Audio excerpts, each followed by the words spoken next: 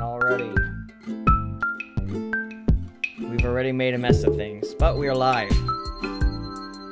We're live. And your ukulele playing is going to be playing over the intro music, which will sound really cool. Will it? No, No. probably not, but it's okay. Well, Oh no, you can't even see us. no, you can't. Hey, there we are. Hello, we are live. Hi, guys. Welcome to another podcast with June and myself. I'm Masa. This is my I don't know why I totally like. fearless partner in crime, June. Uh, You don't know why what? I don't know. For some reason, I thought you were going to say Masa. So when you said June and myself, I thought you were introducing yourself as June. And it was a little bit unnerving, to be honest. So I've spent my whole life being June. No, that's not true. I was Jenny once upon a time. What, so how long were you Jenny for? I was Jenny. I Sounds think like since sort I of was like a weird born- stripper. I actually don't know how long, but I know that I was teased so badly by all my brothers and sisters because I was so stubborn, and there was a story to teach people about the wrongfulness of stubbornness, and there was a mule, and she was called Jenny the Mule, and because I was so stubborn, it was so fitting that they teased me so badly that finally I got my legal name back, June. Wait, you got your legal name back. Okay, so wait, you were born as Jenny? No, I was legally, my name is June. Yes. But there was a Bible name. There was such thing as Yes. Bible names in the family, in the cult Okay. into which I was born. And apparently my Bible name was Jenny. Okay. Although I've never heard of any Jenny in the Bible. Wait, so I hold must on. But be there's from, Jenny Lynn. But she's not from the Bible. No. She was a Swedish This singer. is Jenny from the block. She, not her either. She's, don't be fooled by the Why? rocks that she's got. Why were you called Jenny? I don't know. You'll have to ask my dad, but apparently that was my Bible name. Wait, but still, tell me about the timeline of Jenny. Did you come out of your mother and they were like, "Oh, Jenny." Yeah. Yeah. Okay. As So far you as I, so you were know. born kind of with Jenny as your moniker, Yes. and then at some point At some point, you fought for the June? hazing got so bad. No, I didn't fight for it, but I was just being teased so terribly by my siblings that my I think it was my mom, I'm assuming, was just like, this is too much. We can't reinforce her being a mule. So so they called me June. I think I must have been like 5 or 6 around the time is my guess. Okay. So do you have memories of being called Jenny? Yeah. So if you were on the street and someone said, "Hey, Jenny," would you look? No. No. It's that was just the first 5 very formative years of my life. Wow. But since then it's been a good 20 some years that I've been June, and I'm okay with that. I remember this time where I found this pencil, this chewed up pencil, and it had this name Tsubasa on the pencil. And How my many sister convinced me that my name used to be Tsubasa And that you chewed the pen? and that's actually my name. Remember she was like, "Remember we used to call you Tsubasa, don't you remember?" And I just believed it. I was like, "Oh yeah, I kind of do." And then I was You like, actually yeah, I believed Wow. it for a little while that my name used to be Tsubasa. It was never Tsubasa. They just tricked me. My sisters like to trick me. They were they had a impish I don't know if they Very, hazed each other as much as they hazed me, and I don't think they actually hazed me that much. But they had like some little games that they would play to make like me bearable. freaked out. Yeah, I was the only son for a while, and I was the first son after 4 girls. So I think I was somewhat of a novelty within my own family. I don't know if my parents even knew what to do with a boy in the house. Our lives They would have been... taught you to really grow your hair out. Yeah, our lives would have been different if we would have had a daughter. Look at how beautiful this is. It's not actually... It really is. So the other day we went to the park with Junior, and Masa took his hair out down. He was tying it as usual, and there were these 2 girls there, and they were like, "Oh, Nabite." So pretty much they're saying, you look like a woman." They're Yeah, they very, always say very that. confused. All the girls, all the kids say that when they see my long hair. They're like, "You're like a girl." I'm like, "I know, I'm so pretty." Hey guys. Yes, Kalina, long time no see. I know, we're back mean- again. I feel like it's been a long time since our last podcast, although it hasn't actually been. We've been consistent every week. I mean, sometimes the days go, back and forward depending on schedule, like 1 or 2 days. But pretty much, we're here every week, Mm-hmm. and this podcast comes out, for better or worse, around Friday Yeah. every week. Right? Yeah. I know we've been doing pretty good being consistent with it. I don't know what else we've been doing good at as far as like what we talk about within the podcast, but at least we come out on Friday. So, hey, couple of points for us there. A couple of points. And this week it is Masa's turn to provide a theme upon which we may chew and I know. ruminate, At some point we can go over this idea of a theme again and see if we want to like reevaluate whether it's working for us, Like maybe there's another structure from which we can play within. Well, maybe there's something that like people actually want to hear about, 'cause- Right? What a novel idea. Somebody asks me on the live stream, Masa, have you always had long hair? I'll tell you what happened with my long hair. It's become kind of part of me now in a lot of ways, and I think about cutting it all the time actually, but I never really do. Have you And I ever haven't cut yet. it when we've been together? I mean, I know you've gone to the barber a couple of times, but never. Have you ever cut it like short? I've always asked the barber to cut it long enough that I can still put it up. Yeah, right? Yeah. Yeah. I stopped cutting my hair when I got my divorce. That's what happened. Is during my divorce, I was married once, and when I got divorced, around that time, my hair was getting unruly and long, not long enough to put up in a ponytail or anything, but just kind of long and scraggly, and after I got divorced, I just kept growing it. It wasn't like a conscious thing, like I'm gonna have long hair now. It just happened to be that I didn't cut it for a while. Yeah. And I kind of went nuts after my divorce, to be honest. Like I kind of lost all sense of reality for a little while.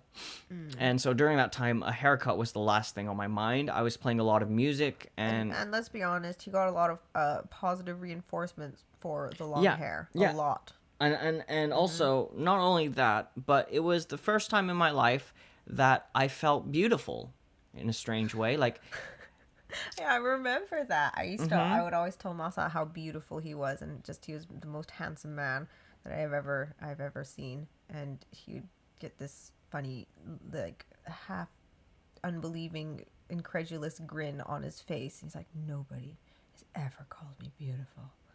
Well, here's the thing, is like when I was 6, I remember very clearly I was 6 and I was at what we called a combo home.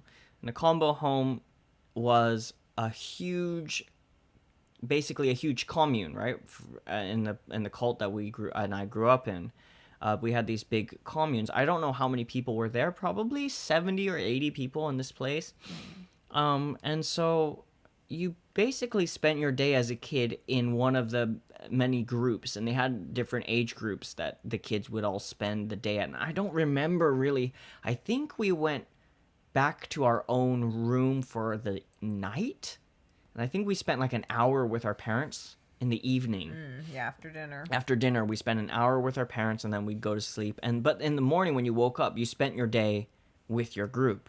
So I was always basically living with this group of kids around my age, give or take a year or two. And I remember somewhere in that time, I came across the realization and that I was never going to be able to will myself to be taller or stronger or better looking or more attractive or anything like that. Like I did not have the ability to change certain things about myself when it came to my looks or my body. And so I made a really clear decision as a little kid that I wasn't going to care about it. I was just like, okay, that's something I can't control, so I'm going to let that go, and I'm only going to focus on my mind, like the things I think about or like how smart I am. And I think it helped that I was quite a clever child, and I knew I was clever. My mom took great pride in telling me that I was a very clever child. And so I had that going for me. right? So I was like, I'm just gonna focus on that because the other things I can't control, right? That's good. And That's I was healthy. with bigger kids. Like I was in a group with bigger kids, stronger kids, faster kids, and so I kind of decided that. And from that point on, I never really looked at my looks or my, like if I was attractive or like paid much attention to how I looked, and I just focused on kind of my mind or whatever I read or whatever, right? And it seemed to work out for me in my life as a young teenager. I didn't seem to do too bad with the ladies. They weren't really ladies, actually. They were teenage girls. They're still ladies. But I think in all of that, maybe the self-love for me and my own body and my own looks got lost as well. You know what I mean? Like I just didn't pay attention to it. So when you and I started to be a thing, and you started telling me that I was handsome and that I was beautiful, it was the first time in my life. Like I see. That's the thing that I couldn't believe, that nobody else told you in No, your life that you were with, never. that you were beautiful and because you to me were like the most beautiful human ever. like my ex-wife never told me that. I don't think at least that, oh, you're handsome, or if anyone ever did, it would be like an underhanded compliment, know, like a backhanded compliment. Like it wouldn't be a straight out pure "you're handsome" or "you're beautiful" to me. It would be like, oh, well, that's easy for you to say because or something, like because you know what I mean, That's like something so like unhealthy. I think I honestly I think I might have said it like ridiculous amounts. Yeah, you did, and you made me believe. So beautiful. Yeah, all and the time. and that was the first time in my life, and I don't know if that had anything to do with growing my hair out, but it definitely. No, I don't think those two were related. No, I don't think they're No. related. But anyhow, that's about my hair. But I really meant it. You're the most beautiful man I'd ever seen. But I've always had problems with my hair growing up. Like my hair is very thick. And I don't mean just thick in like the volume of it. I mean thick in like each strand of hair is thick. Yeah. It's like wire. And so when it's short, it just does not behave, and I had to put like huge heaping piles of gel in my hair to keep it like in a certain place.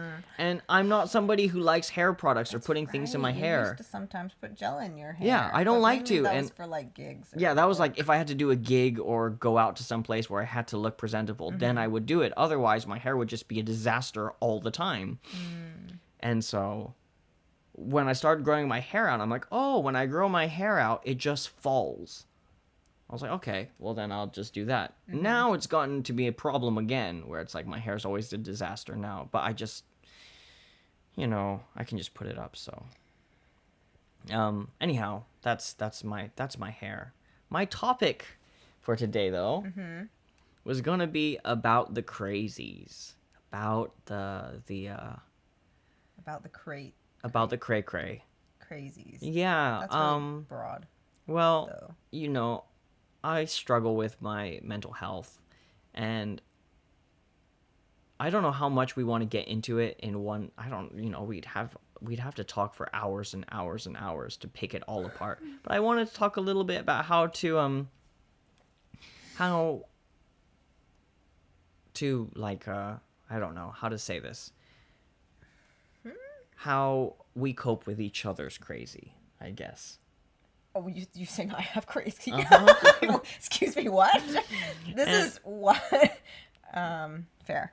Okay. Yeah, because like I'm absolutely nuts, and I know I drive you crazy sometimes with my crazy, and you drive me crazy with your crazy sometimes, and yet somehow we're still here, which means I see. And as I was thinking about this topic and talking about it, I'm like, oh, this is a minefield in a way, except we love each other, so in the end it's going to be okay. But there's lots of mines to step on. And It's true. No, there are no mines.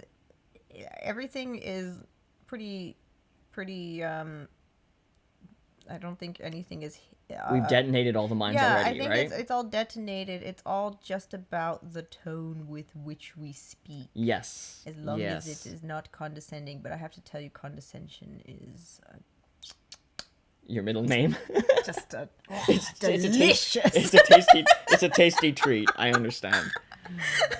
I do So understand. I'll try, but be kind to me as I am learning.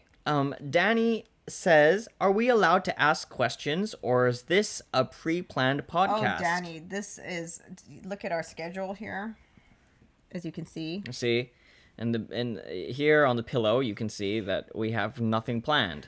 So there's nothing planned. I did think a lot about this though. It's like, do we interact with those on the live stream, or do we just talk as if live No, streamers are not here? we do interact. Like sometimes there are questions Right? and there are comments, and we'll read them out. We won't read out your full name if you're not comfortable with that, or your name at all. If you don't want to, then please let us know, and we'll just say we have a question. But it is up on a It is live up stream, on our live which I stream. would imagine. So I'm assuming you're comfortable with being a part of this podcast. So yes. Yes, it's packed, as you can see our schedule. But please don't be offended if we don't get around to a question you ask. Sometimes we go off on tangents and we Yeah. may never come back. And sometimes we just miss comments in general because we're on a tangent. Anyways. But yeah, what you said earlier is really true, that the tone in which we talk about it is important. And I think for both of us, that's a lot of what we've worked on, right? Our tone. Yeah, with each other over the years. Like, Yeah, because at the end of the day, it's never the actual issue that's the issue. It's how it's approached, Right. and how you have tried to induce shame or guilt to get the other person to do something, right. or whatnot. Yeah. But we could be dealing with the exact same issue, and if it's approached or just broached from a completely different energy or just tone of voice or lightness, then it's not even an issue. Right, exactly. And if it's there's a certain sort of like chargedness. But see, let's not get to that. Yeah, Okay, let's get all right, into all right. let's get into the good, All right, juicy. all right. Tell me, bits. what is the Anyways, good tell juicy me, bit? I don't know. Tell me what my crazy is that you can't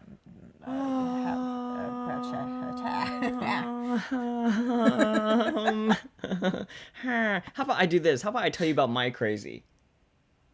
No? You really want me to tell you about your crazy? Okay. Well, I thought mean, that's what. Okay. Never. Yeah. Sure. No, I mean, okay. Well, I guess honestly, there's not much about your crazy that I can't that drives me crazy.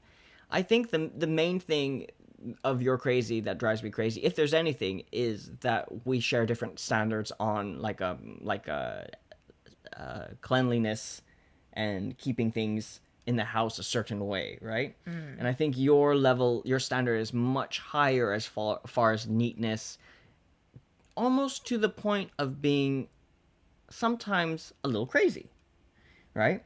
And I know you don't think it's crazy. I know that's just I you. know it's crazy. I mean, we've had this conversation before, but at the same time, it's also hygienic. Oh no, I agree, and I can be a wreck and a complete mess, and I get that. So I'm like, okay, most of it serves me right, and most of it you're absolutely correct that the place is a wreck and it's mostly my fault. I'm sorry. I'll try my best to do better, right?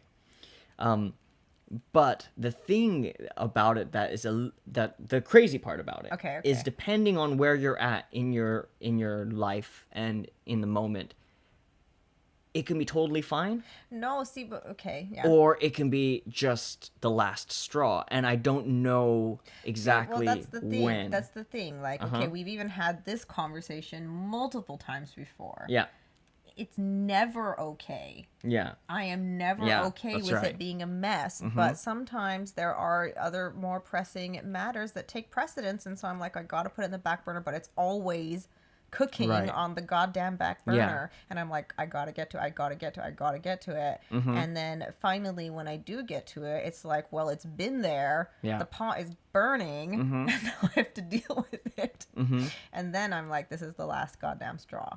yeah. So even that, I would say that's like crazy adjacent. Like, it's not the actual the cray-crayness that I think that happens and like between you and I isn't actually about that, right? Because that's just a physical thing, and you're sort of feeling about it a certain way, like, okay, it's too much or whatever.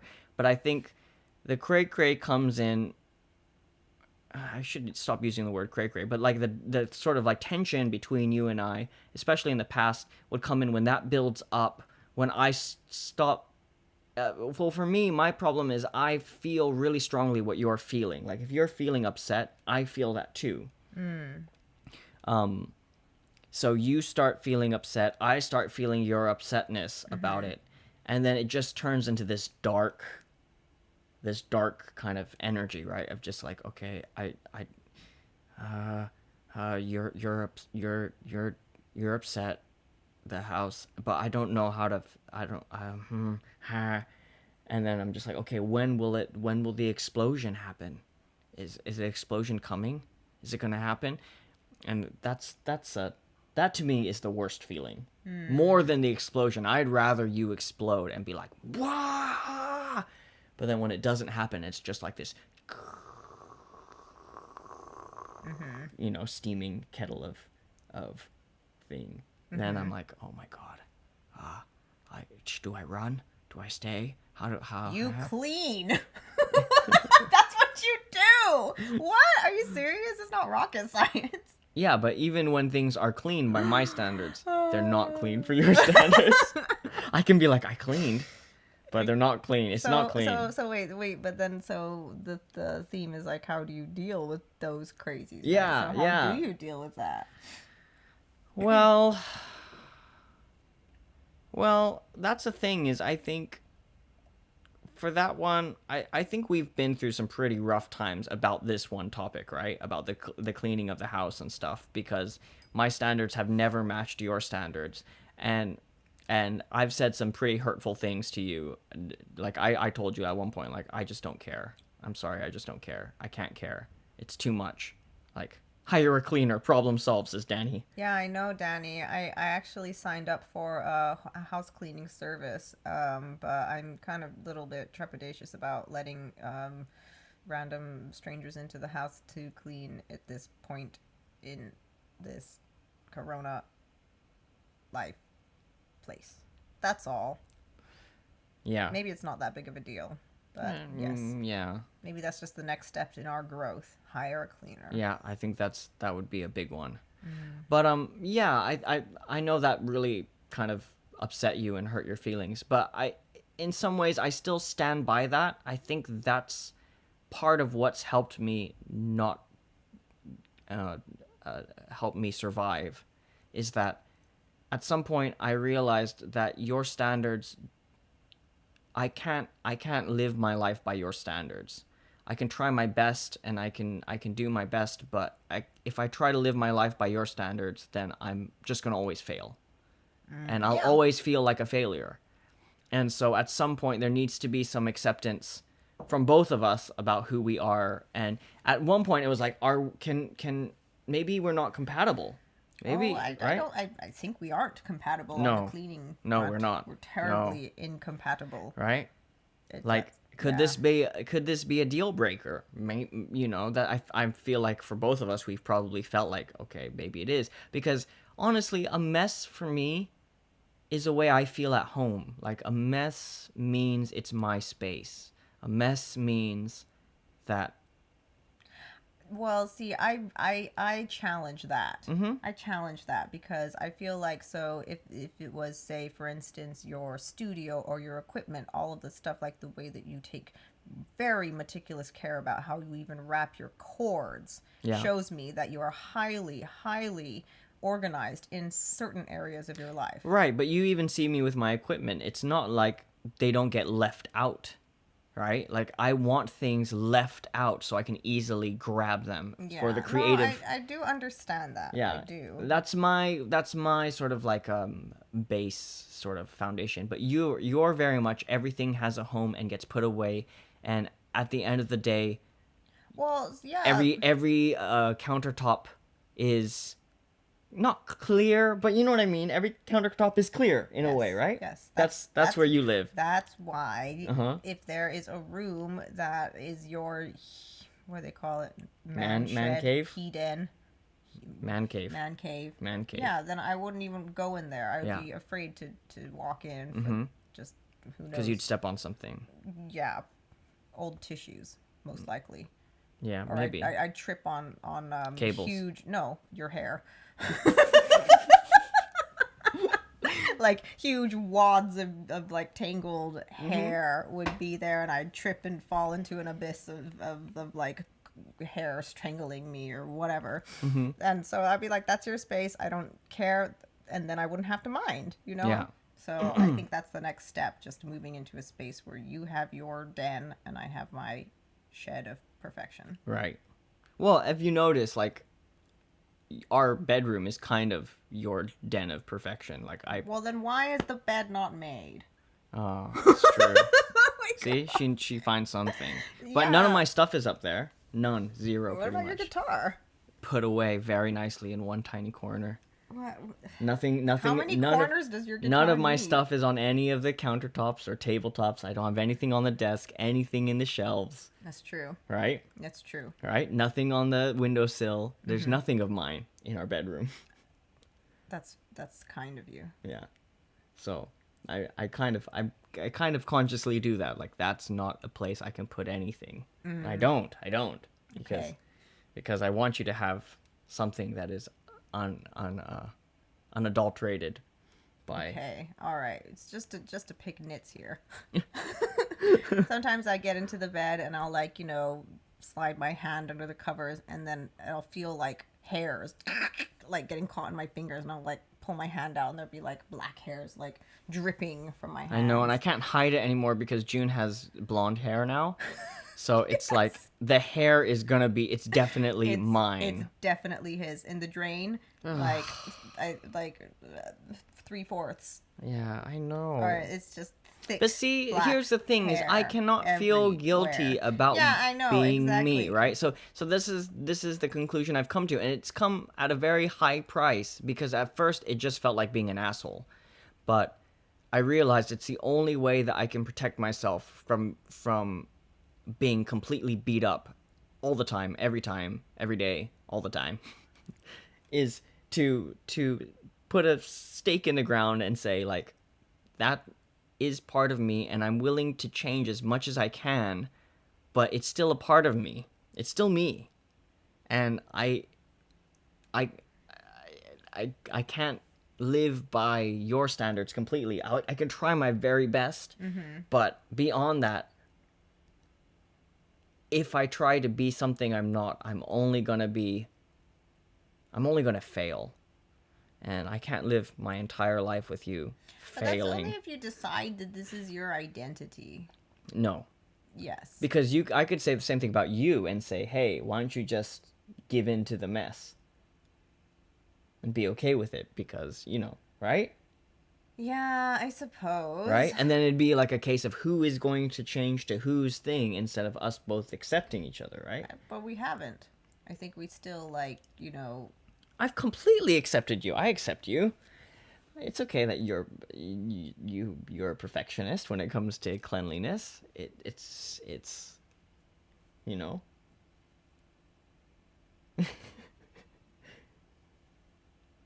see see the silence. I'm choosing a tone. I'm going through the many sound variations in my mind. Yeah. I have no tone at the moment. That is welcome in the trust tree. So,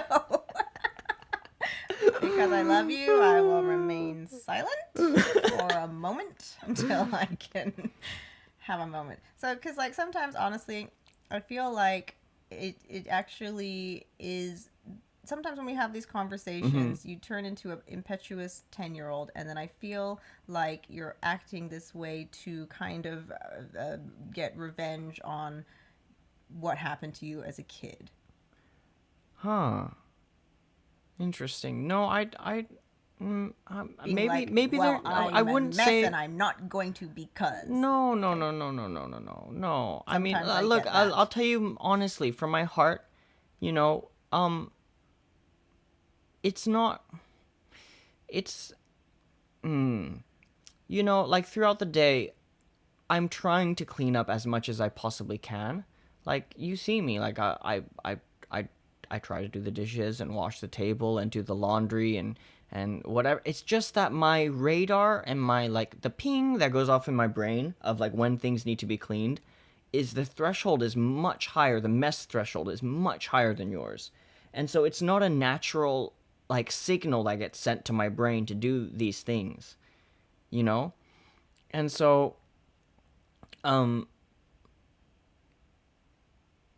I try my best, and sometimes I don't try at all when I just don't have the energy, because it's not something that comes naturally to me.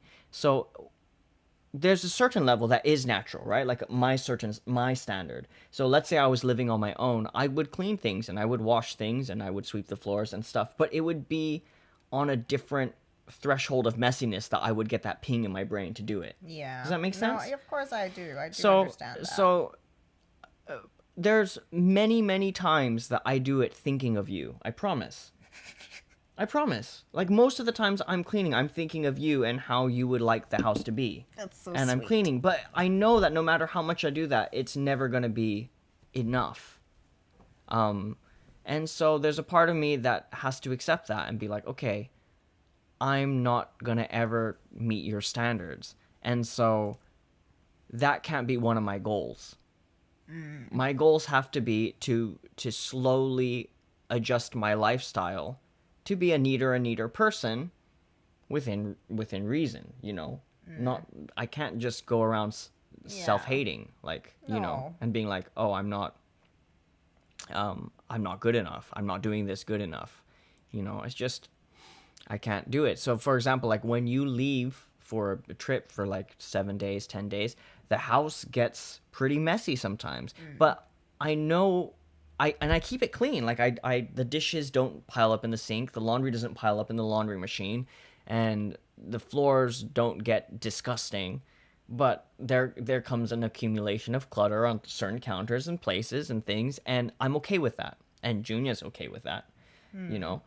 And so it's not like, because you're away, that part of my brain that's like, do it for June, goes away too, right? And then as the days come slowly towards you coming back, then I'll be like, okay, I'm gonna get this house back into June order for you, because I want you to come back to a house that's clean by your standards and feel comfortable by your standards. So I do think of you. I promise, I do. Thank you. I That's just super sweet. I just know that that you can't make it your North Star. yeah, I can't make that my North Star, because if I do, I'm always going to be, you know, I'm always going to be a failure.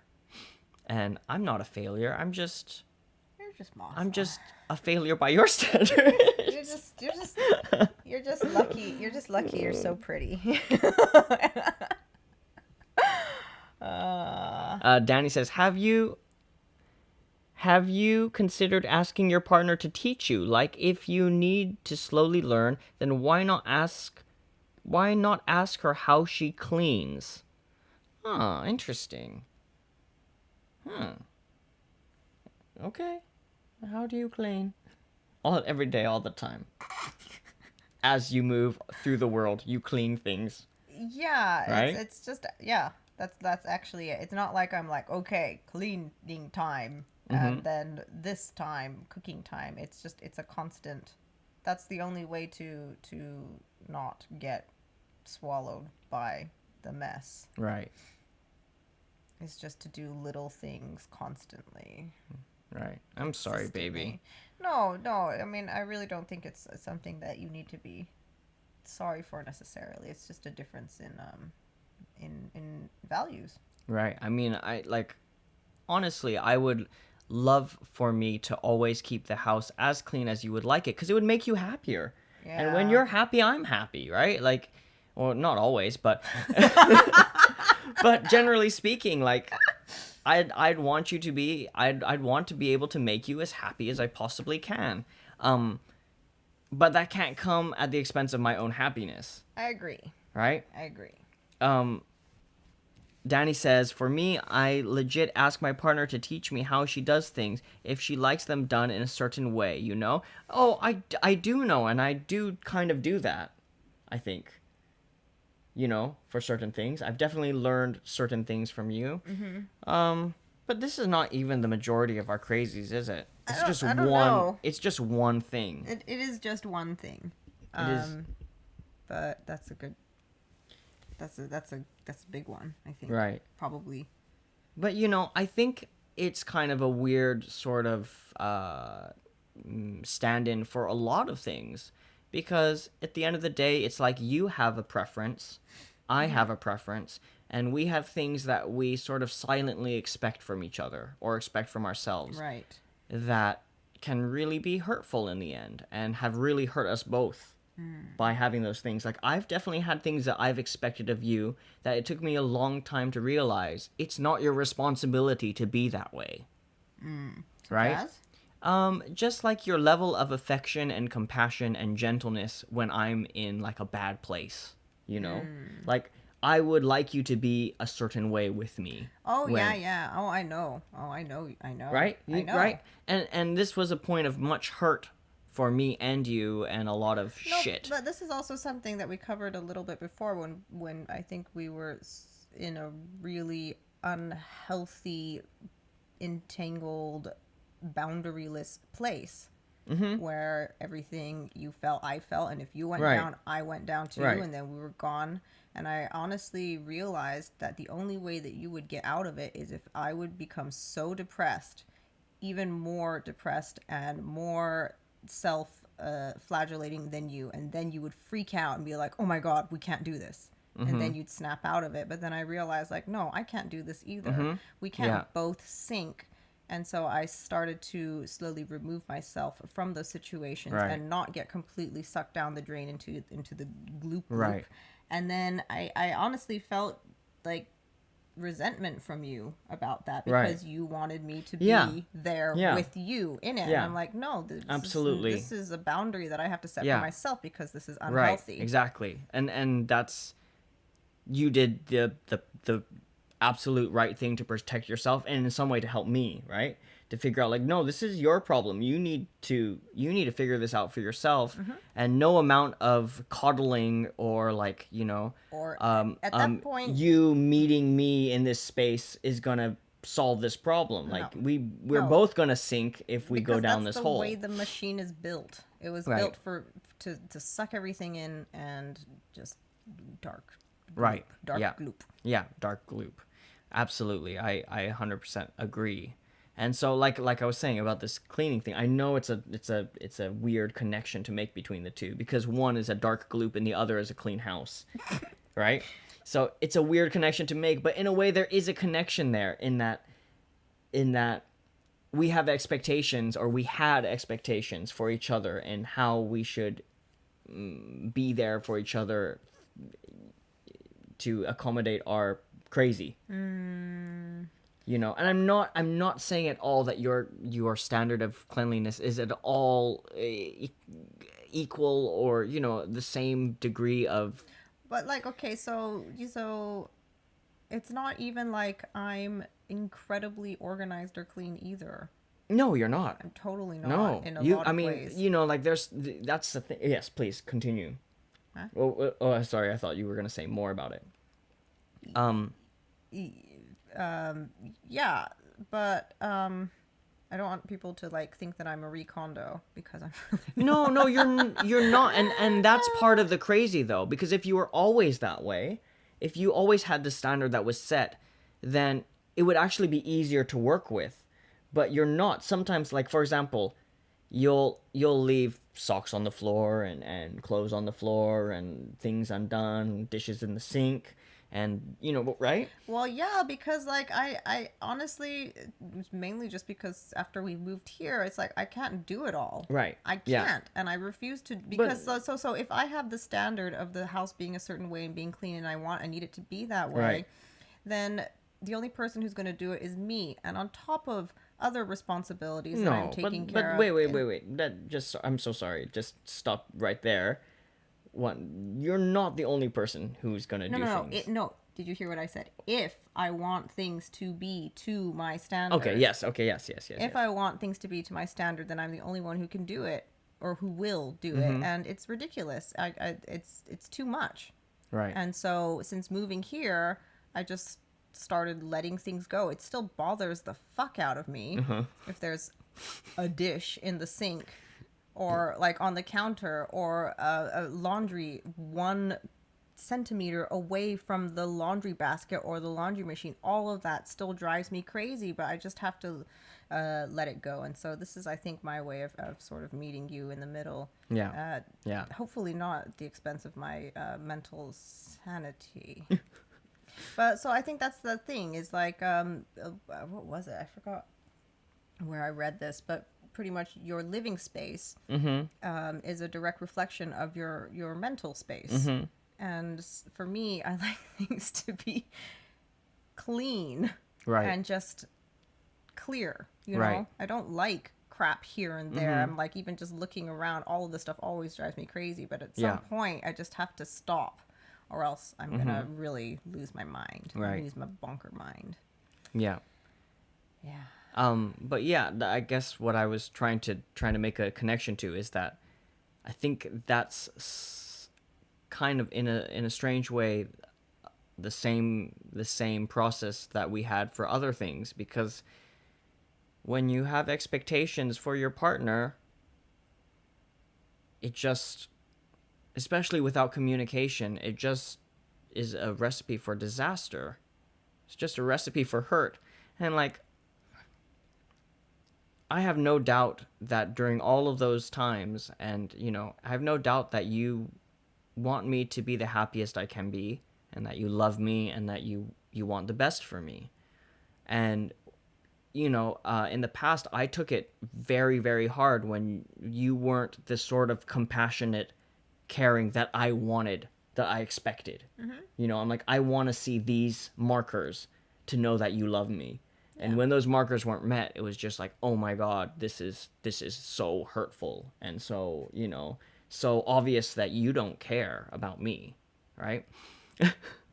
And I think the same could be said about my, like, lack of cleaning. It was like this marker, like, oh, you don't.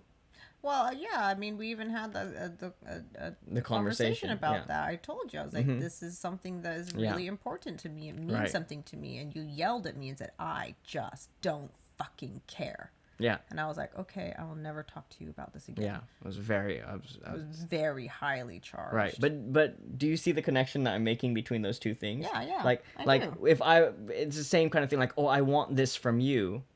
You kind of feel the same way. Like, I don't care what you want from me. I can't give that to you. Yes. Right? And so... You could have said it nicer. I could have said it nicer. I'm sorry. I was also at the end of my short rope that I had at the time. I know. Yeah. And that's the thing, is that, like, it's hard not to make that a hurtful thing.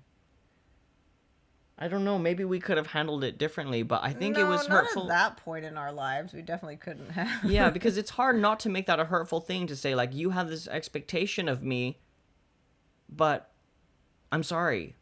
I'm not that person. You know, I'm not that person for you. Yeah.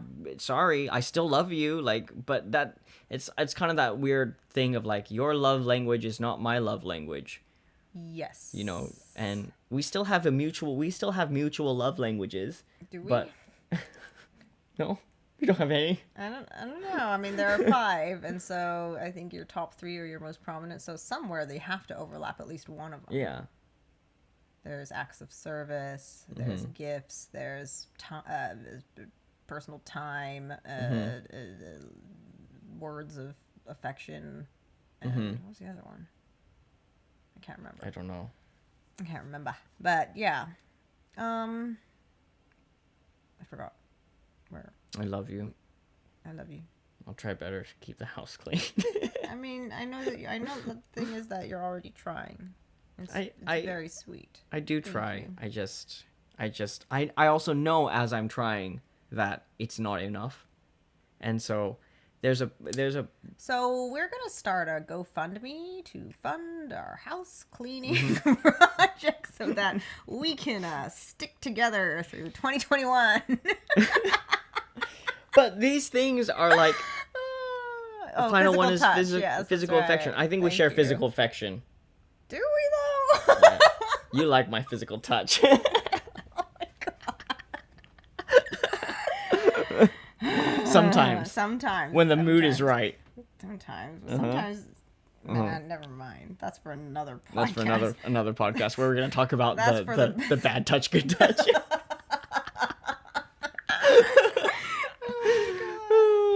Anywho. I feel like we still have a ways to go. Like, of course we there's still still have a a ways healing to that go. needs to take place. Yes, and also right? there was something, I mean, one thing that I learned through like all of these different relationship workshops and seminars and stuff like that I've interpreted for is that they always say a relationship is not a place to go to be happy. You're not supposed to get married looking for happiness. A relationship is where you go to grow.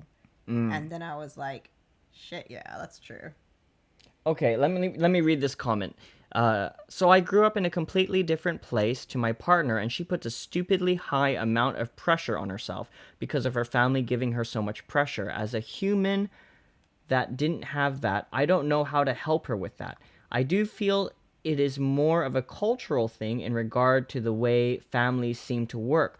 Do you have any experience on this? If so, any advice or tips on that? Stupidly high amount of pressure on herself.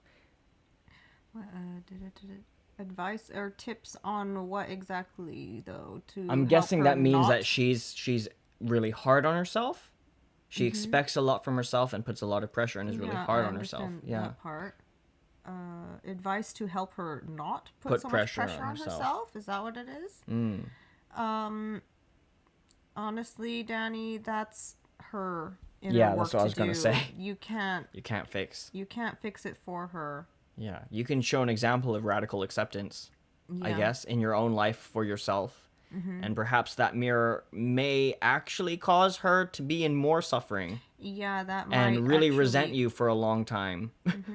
Because if there's one thing that somebody who's putting a lot of pressure on herself or putting on themselves is gonna have a adverse reaction to, is somebody who's radically accepting themselves. Yeah. But at least there's some kind of I guess one thing that you could do is, this is something that Masa does to me sometimes, because I think I'm the one that puts a lot of pressure. I think you also put pressure on yourself. I put pressure on myself too. You but at different, I think we do in ways. Yeah, we do in different ways. Yeah, so I would say it would be positive reinforcement. So when she does finally chill out, that's the places that you're like, where you give her all of the affection, and you just you reinforce the behavior that I suppose would help her. So like, for instance, if I go on like a sugar binge or something crazy like that, and I'm like, oh, that was so terrible, this is not good for me, then Masa will be like, well, if you're gonna do something bad anyways, you might as well enjoy it. And sometimes just that kind of ridiculous lightening of the perspective of the load is all it takes for me to kind of like snap out of it enough. And, instead of like focusing on all of the places where she's putting pressure on herself, you need to focus on the places where she doesn't, and the times that she doesn't, and really just positively reinforce those moments. Yeah. But at the end of the day, it's up to that person. At the end of the day, it is and her you can't work. Do the healing for somebody else. You can kind of be there and hold some kind of space for that person, but really some people may just need some people just have to go on whatever that journey is until they get sick and tired of beating themselves up. I mean, I know it definitely helps to have somebody on your side and to tell you that they believe in you and that they love you no matter what, and that, and to always remind you that you're worthy of love, worthy of acceptance. And, going into that, there's a lot of practices, I suppose, that if you become aware that it's something that you're working on or that you need to work on, then that's a huge step, right? So if, say, when I realized that I have this problem with self-loathing, then it's a huge step towards something new, because now I know that I'm aware of it, and I can start at least looking for tools that can help me. And I think there's nothing better than some kind of mirror in your partner. If your partner is practicing radical acceptance, then you kind of look at that and you're like, shit, why am I so angry at this person for being so... I think a lot of times it will turn out to be resentment. It will. At right? some point, it will turn out to be resentment, because it's a part of yourself or themselves that they've dissociated from, or, a part that if they indulged in at some point in their life, probably usually when they're really young, they were punished for. Yeah. And Yeah. so sometimes, I'll look at my son, I'll be like, how can you be so fill in the blank? I don't know. Right. Yeah. Yeah. And that's why we resent our kids, because they love themselves so much. Right? And we beat it out of them. And we're like, you can't do As that. adults. That's not safe. We're like, don't play with yourself in public. Right? Don't play with your private parts in public, and don't scream at the top of your lungs in the grocery store, and don't dance in the middle of the train or whatever we tell them, because we can't. And we then don't. because We don't like the fact that they're so fucking comfortable with themselves, and they're so radically accepting of who they are. And so we teach them to be ashamed of themselves. the way that we were taught. Yeah. Yep. And I do understand. Yes, it's a totally different language, but the first question, the first and foremost biggest question to ask and answer is she even open or ready to change? Because what I forgot, was it not the Hippocratic Oath, but something like when a sick person comes in to a hospital and they ask to be healed, or they ask you to heal their illness, the first question that they were supposed to ask back in the olden days with the doctors was something like, okay, I can help you with your illness, but are you ready to give up the things that made you sick? And a lot of times people aren't. And so if she's not there yet, then no matter what you do, she's going to keep, staying in that loop. She's not going to get out. And so I guess the first question is, does she want to get out? Is she ready to? And when she is, then I feel like you'll be there for her, and you'll be ready, and it'll be great. But until then, there's nothing you can do. Yeah. People aren't ready to change until they're ready to change. Yeah. Yeah, and I think that's a way to sort of like like the putting on the oxygen mask for yourself before you put on the kids in the plane going down. It's like, if you try to save somebody else who's drowning, you can end up drowning with them, instead of remembering that you can't really save somebody from that necessarily. Yeah, so it's like, say for instance, somebody has lung cancer from smoking cigarettes for 40 years of their lives, and they go to the doctor and they're like, I would like to heal from this lung cancer, this illness. Then the first question is, are you going to stop smoking? Right. But anyways. Right. Yeah, I mean, I think that's one thing that I've definitely learned in our relationship, you and me, is that you will figure out whatever it is that you need to figure out when you're ready to figure it out, and nothing I can do will push that timeline forward. No. And so sometimes I just have to question myself. Am I willing to accept you as you are, or is it time to leave? And that "is it time to leave" is always on the table. Yeah. It's always there for us.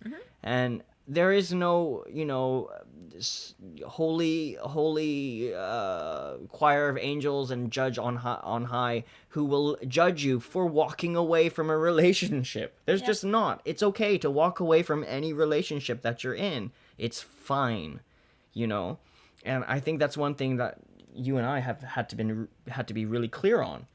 Like, if this is not working, we walk away. It's not failure. It's not the end of our lives. It's not the end of the world. It's what maybe the step that we need to take to have a healthier life for both of us.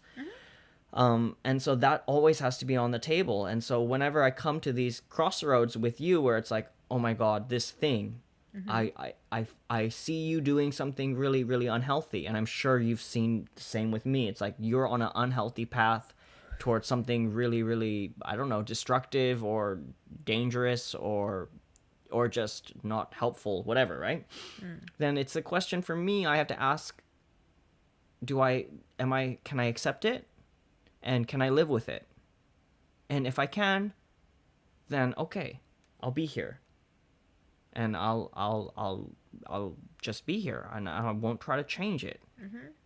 And if I can't, then it's time for me to walk away. Or maybe I don't need to walk away. Maybe I just need to draw a line in the sand and say, this is fine. I see you doing this. I accept it, but this is my boundary. Yeah. So my boundary is that I don't want to hear about it. Or my boundary is that you can't do this in front of the kids. Or my boundary is whatever it is. That, I'm not okay with this inside of my house or whatever, depending on the situation, right? Yeah. Or I don't want to do this in the middle of the night with you or whatever it is. That's mine. Yeah, right? So, because I know, that's one thing I love about you is that you're always on the journey of some kind of growth with you're on a journey of growth, and it doesn't happen on my timeline, but it happens. It happens, and I believe that for you, and I have to always believe that for you. No, I don't have to always believe it, but I do believe it for you. That And also, just like the disclaimer, this is just the way that our relationship is structured. That at any time, either of us can just leave what's being served at the table. But I understand that other relationships are based on very different things, Right. and so this isn't like an end all be all. Yeah, I'm This is sorry, just I'm what not works speaking for us. anyone else but for me, I guess. But yeah, the thing that always saves me is I know you're always on a mission of looking for growth. And so if it's not happening now, that's okay. I can just accept it and let you be you. And I know that you may not come to the conclusion I want you to. That's fine. But you'll Yeah. grow at your own pace and your own speed, and I trust you on that. And then for me, if there's something I need to protect myself from, then I'll let you know. As soon as I become aware of it, I'm like, okay, I know you're not going to change the things that I want you to change about yourself because you're not me, and I don't expect you to do whatever I want you to do. But for my own sanity and peace of mind, these are the things that are my boundaries. And before I wasn't able to do that. Yeah. Yeah.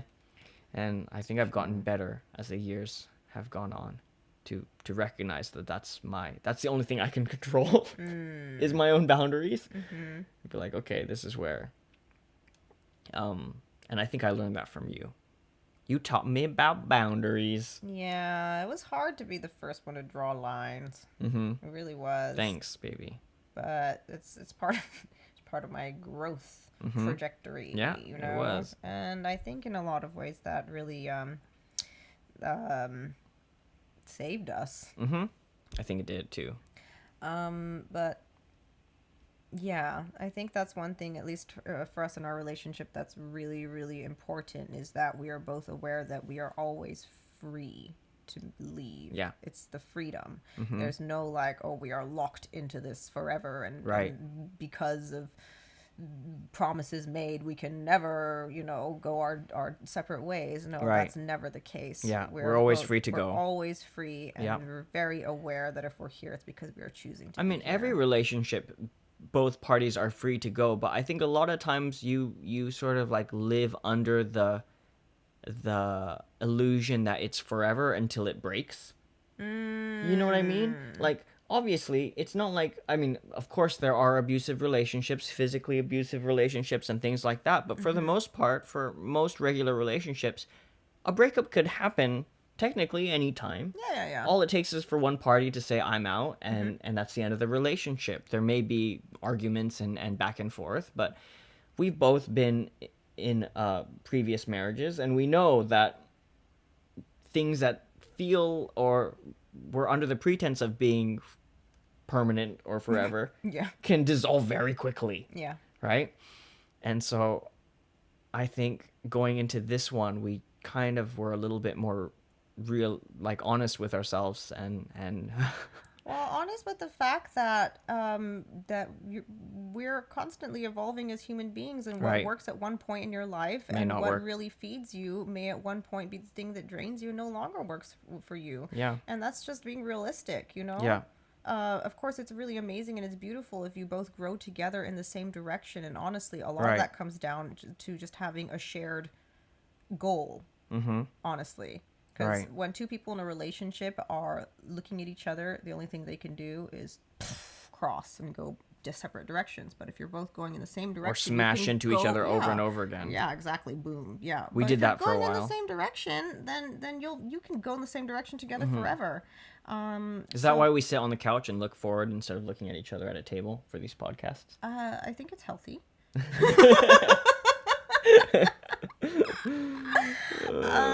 Yeah. Anyways, I mean, to be So- honest, I think we have gone our separate ways multiple times within our Yes, relationship. yes, Like I we've broken agree. up so many times, and not in this way of like, oh, on again, off again, on again, off again, but like really said like right now, I need to walk away from this, and then, and maybe because we've also been into in a previous marriage, like a long-term relationship before, we also kind of realized that like I'm sure you still have a deep place in your heart. I know you do for the man that was your former ex. husband, and I do for my ex-wife. Like I still respect her. I still love her. I still hold her in a place in my heart forever.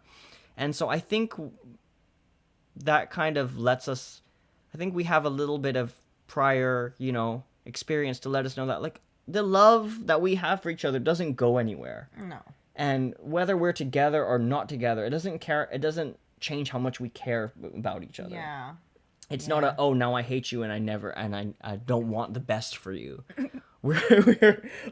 I feel malicious feelings towards you. Yeah. We always will care for each other. And so whether or not we stay together as a unit, as a thing, whatever, in the same house, in the same room, in the same bed, or not, we're going to always care for each other and want the best for each other. So that's kind of scary. Scary. It's still scary. What do you mean? It's still scary. It's just not. That It's the love will not go away? no, I mean, no, it's still scary in that every time that we've separated kind of from each other, and I mean that just like a metaphysically separated. We may have been in the same house, but at different times in our relationship, we've been like, we're taking a break right now. Right? It's still, for me at least, it's still a little bit scary because, of course, I do grow attached to you in certain ways. And so there's a little bit of this pain of ripping apart again, like of like the Velcro coming undone, but it always feels good after you do. Yeah. You're like, you can breathe again. You're like, no expectations. I don't expect anything from you. You don't expect anything from me. And then I think every time we've done that, we've been able to look at each other with kinder eyes. Yeah. I agree. Nah. I think it's healthy to maybe not necessarily do what we did, I guess break up within our relationship multiple times, but if every couple of years you reevaluate where you are in your relationship, like really honestly, I think the thing that we're maybe not quite mature enough to be like, okay, this is time to sit down and like lay out where we are. We just kind of like let things explode, and then Yeah, we're like, okay, we do. bye. Yeah, we do. And then we're like, oh, hey, hi, nice to see you again. I like you. like I you. actually like you quite a bit. Because there's some things that we forget over time when all the the hurt and the stuff builds up and different things happen, and the thing that you can forget in all of that drama is that I actually really like you as a human being. I enjoy your company. I enjoy talking with you. I enjoy your point of view, and I'm able to enjoy myself when I'm with you, and all of these kind of things. They all kind of get pushed away when you're in the middle of I'm not getting what I expected from you sort of thing. For sure. I don't know how much we talked about the cray cray, but we often seem to do this with our sorry. topics. We choose a topic and then we Yeah, We I burrow mean, into one specific little that's fine. like hole within the topic. That's all right. That's right, fine with it's guys? fine with me. You don't mind, right? I think though, I think some people maybe some relationships though really do thrive on the let's live in the fantasy that this is permanent, and we feel safer that way, and the safeness allows us to be together and be okay. Well, and for that might be healthy for them. Yeah, absolutely. And that's great. Mhm. You know, if that's what if that's what you need, get Yeah. what you need. Get what you need, Get man. what you need. There's nothing wrong with having I think needs. you and I both like living on that edge. Eh? Living on that. What do you mean? Living on that edge. Living on the edge? Yeah, living on the emotional edge. I don't think that's me. No? No, I think that's you. No, maybe it's just me. Yeah, I don't like living on the emotional edge. Wait, what does that even mean, though? What I mean by that is that, like, well, what I mean by that is that, like, I think both you and I really have, like, a obsession with what is true, right? Like, what is emotionally true? What is reality? And so if we're both in a place where we're not close with each other and we're not connected and we're not talking, we're not having a good time, it's only a matter of time before that comes up. And we're like, hey, this is not a real relationship. we're what? not really No. together here. You know, don't ever say that. That's me. No, I I've always said it say too. that. I've said What? it too. When? I've said it too. Really? Yeah, I don't know the exact date. I couldn't give you an exact date, but I've definitely done the same thing too at different times. Like, I don't ever remember hearing that from you. That seems like something that always comes I out think of my you don't. mouth. I don't think you remember hearing it from me because as soon as I say it, you agree with it and make it your words too. You're quick to jump on the bandwagon and be like, It's not yeah. a bandwagon. I made the wagon. Hey Ryan, hugs to you. Hey, Ryan. Yeah. I don't know if there's such a thing as a perfect relationship or whatever. You know, I look at all these couples out there and I'm like, what is the secret story? Because every couple has a secret story, you know, that isn't told, that nobody else sees when they're saying hi to all their friends and smile. What is the... And I don't mean that in, like, I want to find the dirt on everyone. Right. I just mean, like, what is the actual... What is the true? What is the true machine of that those two people living together in the same house and coexisting? What is that? What is that actual story? You know, because I know there's times in our relationship where no one could have ever guessed what our true story was. What was really going on inside of that you know, right? What actually goes on between two people when they live together. And Nobody ever does. Nobody. you go to the party and you put your arm around your partner and you're like, yeah, laughing and hanging out. You get home and then the husband goes into the bathroom and looks at his phone and hides in there for 30 minutes. And You don't have to say that. You could call yourself out. well, I mean, I've done that. I don't hide in the toilet anymore. I used to when we lived in Okayama. I do though. No, I don't. I really don't anymore. Oh, you don't? No, I don't. I just actually go to the bathroom. I promise. But still with your phone. I do go with my phone, but I don't hide in there. Yeah, But I okay. used to when we lived in Tokyo because we had such a small place small space, that there was man. sometimes I would hide in the sink room or in the like little nook by the fridge. But I think that was more your hiding spot was by the fridge. Like sit that down wasn't there. really a hiding spot. Kind of better than nothing, Yeah, I guess. you know. Yeah. But yeah. Anyways, I'd love to hear about people's secret stories. Because it just fascinates me how people get along with each other. Yeah, but the thing is, like, you know, even all of those things when you go to the party, or if you go to the party and there's a couple that's clearly, you know, mid-argument, then that's just a snapshot of Yeah. their entire, like, Yeah. there's so much that happens Yeah, that 'cause some- nobody else knows. Right, some people thrive on the argument and then the makeup sex and then the super good Exactly, super good yeah. weekend after the or the super good week after the terrible weekend or whatever. Yeah, and a lot of times, you're just with the person who shows you the traits in yourself that you have disassociated from, that Right. you have not let come to life. And in a way, that partner is your mirror to show you that you can be a full version of you. Right. You know, you don't have Sometimes to I cut think out a part that of yourself. the reason why we've stayed together for this long, I think, yeah, you're a long definitely time. you've been my longest relationship. You I know know, that? I'm everybody's longest I mean, relationship. I've been my longest relationship. Okay, to be honest, but You've been. Oh, my yes, longest that's relationship. right. What, you with yourself? Yeah, Yeah. yeah. But you're my second longest relationship. But I think the reason why is our crazies are somewhat compatible. It comes down to. And I don't mean compatible like we don't piss each other off. I mean compatible like that we I don't know. I don't even know Do what you mean? Yeah, what do you mean? that we find a way to piss each other off over and over and over and over and over and over and over again.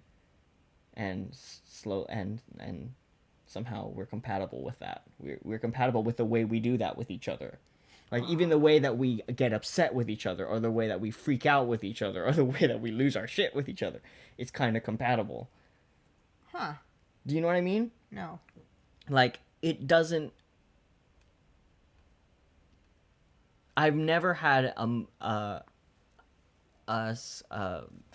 interaction with you, a clashing with you, where it was like, okay, well, this is a deal breaker, and I can't accept this.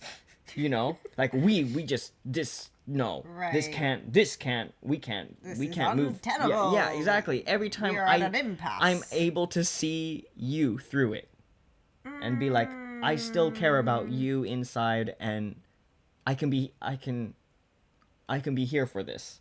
Like I can't. Yeah. It's not something I can't handle. Right. Is it, I don't. Right. Does that make sense? Like even your worst you is something that I can be there for, Right. and be like, okay, I can see this, and it's still you. Yeah. Whereas there's some relationships I've been in where I've got to that road. I'm like, oh, there's no moving together in this situation. Like I will never be accepted or understood. Yeah. Like I will never be able to continue to be myself here. Right. Like I have to be somebody else in order to make this work. Yeah. Um, That's interesting. I don't know. Yeah, I guess so. Or else, all of my other relationships would have continued on. So there must be some level of compatibility in that way. Yeah. Thanks. Thanks. Why are you looking at me? I don't know. The one thing that I hate is June's tickles. I don't like No, it. he likes it. No, I don't 'cause like he it. laughs. I feel it's He very. smiles I and feel like it's laughs. very unfair. It's not unfair And- because you have like 10 kilos on me or whatever. I know, and I use them so graciously. No, he doesn't. Look at these red marks.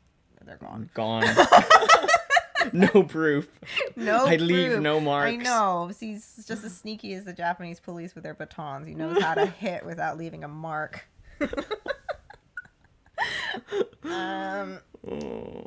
But I think that's fair. The tickles. I think it's okay. It's not fair. I think it's not very fair You don't because- know the emotional and physical distress it causes my body. Like my body seriously goes into like fight or flight mode. Like I either have to freak out and run or I have to fight back. And I don't want to do either of those because either of those are dangerous options that I might hurt you. You know, like if I freak out and like move really suddenly, I might accidentally knee you in the face or elbow these you. things Or have happened though. I in know the they do past. happen, and I don't want to ever hurt you. And so like know, I have it's to like like- control the urges to freak out and then try to. It's amazing. Like this is such amazing training you're getting in self-control. Do you remember that documentary Tickled? Oh yeah, I do. So wild. It was really wild. It was so wild. If you haven't seen the documentary Tickled, you should watch it. You It's should watch very, it if you very want to go down a strange. very strange rabbit hole of the tickling fetish world. Yeah, Strange. tickling fetish. Tickling fetish. It makes sense to me. I get it. It does. Because, I think you I kinda have have a slight tickle A slight fetish. tickle fetish. I do. But is it sexual? Or is it just like a... I think maybe you could... No. No, it's definitely not sexual. Yeah, right? It's not. Do you think you could make it sexual? We could try. No. You could try. I'll sit out. But how am I supposed to ever know for sure if I don't have a tickle pig? Well, how about you get yourself a tickle pig and... I have one. I am not your tickle Oink, pig. oink. No. No.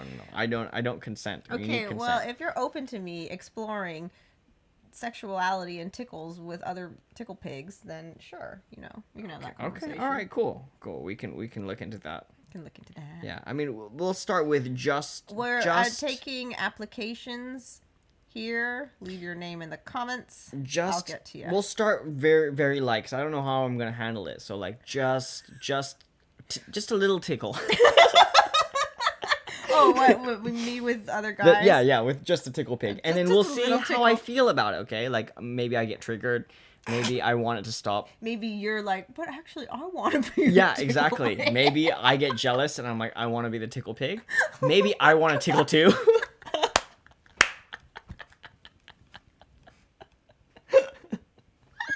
Maybe you want a little tickle pig too. I'm sorry if this is disturbing anyone. Sorry guys. We're just, We gotta keep it fresh, you know. I apologize. But Is this a good place to wrap it up? I mean, I don't hope. Sure. You don't hope what? I hope. I'm just getting hungry, honestly. I'm getting hungry too.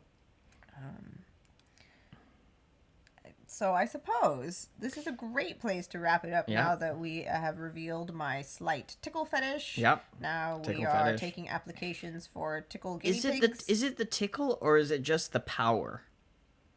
You know how they say like everything is about sex except sex. Sex is about power, right? Mm-hmm. So is this kind of like the proxy? It's like when you tickle, you feel powerful, and then that's kind of the fetish is the power part, or is it the actual ha ha ha he he squirming tickle tickle? A little bit of both. Because it's like a place where you Because have if I ultimate power over me. Like you have. No, I don't, because you can run away. You could knee me in the face, like. But you that's said. why you dream of the tickle pig, of like of you being able to like tie me up and tickle me without me being able to run, because then you would have 100% power, right? It might not be as fun if you couldn't run away. Right. Oh, so you kind of like the struggle. A little. I like a little tussle here and there. It's good for a woman to know what she wants, you know? It's good. You should know exactly what you want and get what you want. Thanks. You know, so the more you can dial this tickle fetish Mm-hmm, in, the more you're going to be able to get what you want out of it. Yeah, perhaps it's true. You're right about that. Until then, though, guys, just hit me up. Apparently, Masa says it just starts with a little tickle. But... Starts with a little tickle. Guys, I won't promise anything. It may be over in just 2 minutes, 30 seconds. Or maybe like, thanks for coming. This didn't really work out. You need to go home now. But what if it's really working for me? Well, I think we need to talk more about that and like set some ground rules. You know, and decide about those kind of things. Like we can have some like some signals that we, you know, some words that we say that like Safe words. yeah, safe words. We have a safe word. You know, you could No. say that anytime when I'm tickling you. Yeah, but I don't want to use up the safe word just... You know, that's the thing about a safe word is when you use a safe word, it's powerful, right? Mm-hmm. It's a powerful thing, and you don't want to just kind of willy-nilly throw it out there. Because I feel like it's like, it loses some of its potency. Interesting. I don't know, maybe that's not the right way to look at a safe word. Maybe you should be confident to just throw that safe word out all the time. Yeah. But I feel like it's throwing like hard brakes on to something, you know, like you don't want to always use that hard brake on things because it stops the play completely. And maybe you want to keep playing. Well, that's why you have like the secondary safe word. That's kind of like, you know, the orange. Yeah. That's why you have an orange, I guess. But I don't feel very orange when you're tickling me. So what do you feel? I Do you feel red flag? no, I don't feel like red flag. Like I don't want to stop the playfulness. I just want to stop being tickled. Like I'd love to keep rolling around and playing with you, just without the sensation of being tickled. But then you have an unfair advantage. Why? Because I'm bigger and stronger? Yeah, because you're bigger and stronger, and then there's no point. Yeah, it's true. I think the tickling, when we're like rolling or wrestling, that evens the playing field. It really is. That's the only way that it's fair. Or else then it's just you, like... dominating. Not, yeah, or just, what's the word? Kind of, not placating me, but just, what's the word? I see. I'm sort of like yes, what is the word? Like I'm being not condescending to you. What is the word? Patronizing. No? Something, yeah. But yeah, so I feel like when it comes down to that, the only way for it to be really fair is if I can tickle jitsu. Tickle jits. Tickle jits. And I think you also know that it is true, and you I'm gonna don't go to like secret. that. I'm you gonna don't go to like secret. That like the playing field is equal because you like having an advantage. no, Yes. no, it's not even an advantage. It's just like I don't want to hurt you. I actually don't want to hurt you. But- and when you tickle me, my body reacts like involuntarily to the tickle, and I get worried that I'm gonna do something that hurts you, like grab your wrist too tightly in an attempt do. to defend myself. No, I You already do. oh no, I grab your wrist too tightly. Yeah, because obviously. Anything's too tightly when I'm controlling your Pretty wrists. much, yeah. Yeah. Okay, got it. Well, there, guys, you got a little peek into our sex talk. No, that wasn't sex talk. Oh, Oh it's my not. God. Oh, it's not sex talk yet, huh? We haven't even gone to that topic yet, but that'll be fun one day. Yeah, that would be fun.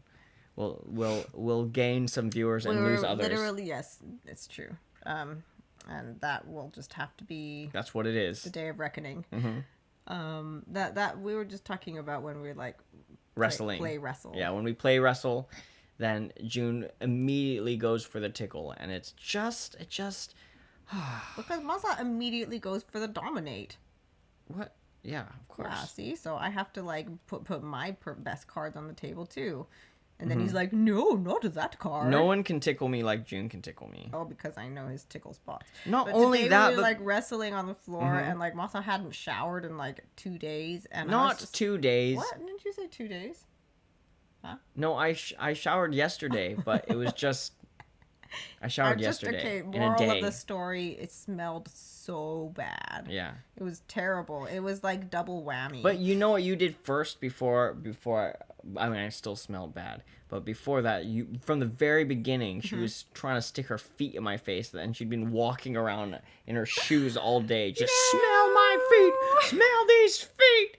And then she has the gall to tell me, "Oh, you stink." Well, okay, I'm sorry, but the level of stink was it was pretty bad. It was really bad. It felt like garlic and farts had a baby. Yeah, garlic baby.